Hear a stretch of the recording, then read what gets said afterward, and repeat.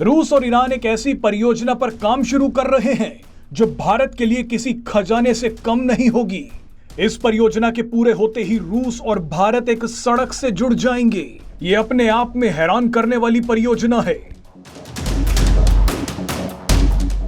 दरअसल रूस को समझ आ गया है कि अगर कोई ऐसा देश है जो प्रतिबंधों के बावजूद बिना किसी दबाव में आए उसके साथ व्यापार कर सकता है तो वो भारत है। इसीलिए पुतिन अब एक ऐसी परियोजना शुरू करने वाले हैं जो रूस के व्यवसायिक केंद्र सेंट पीटरबर्ग को भारत की आर्थिक राजधानी मुंबई से जोड़ेगा।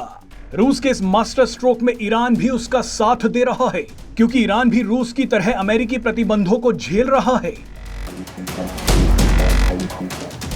ईरान को भी लगता है कि भारत ही वो देश है जिससे व्यापार को बढ़ाने की उम्मीद की जा सकती है, क्योंकि बाकी देश तो अमेरिका और पश्चिमी देशों के डर से ईरान से व्यापार करेंगे नहीं।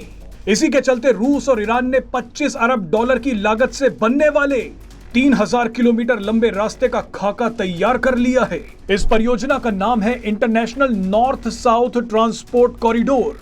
इस परियोजना के लिए ईरान बेहद जरूरी है, क्योंकि रूस से भारत आने वाला ये रास्ता ईरान होकर ही गुजरेगा। ये रास्ता ईरान के बिना पूरा नहीं हो सकता है।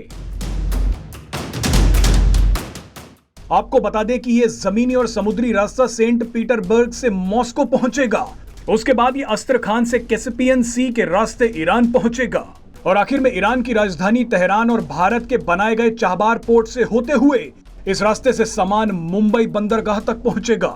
माना जा रहा है कि 25 अरब डॉलर की लागत से बन रहे इस रास्ते की मदद से उन सामानों को भी भेजा जा सकेगा जिसे पश्चिमी देश रोकते हैं। इनमें हथियारों की सप्लाई भी शामिल है। अगर ये रास्ता अपने तय समय पर पूरा हो जाता है तो इससे भारत को एक बड़ा फायदा होगा। हाल ही में इस रास्ते की सफलता को परखने के लिए एक ट्रायल भी किया गया। पिछले ही दिनों इस रास्ते से पहली बार माल रूस से मुंबई पहुंच भी गया है। बताया जा रहा है कि औपचारिक रूप से इस रास्ते के पूरा होने के बाद 12 मिलियन टन से ज्यादा व्यापार होने की संभावना है। इस रास्ते के पूरा होते ही भारत को रूस से सामान बेहद जल्दी मिल जाएगा। इस रास्ते के पूरा होते ही अब रूस से सामान 20 से 25 दिनों में ही भारत पहुंच जाएगा। फिलहाल रूस से भारत सामान पहुंचने में 40 से 45 दिन लगते हैं। इस परियोजना की तैयारियों को देख अभी से ही बड़े बड़े देश परेशान हो गए हैं।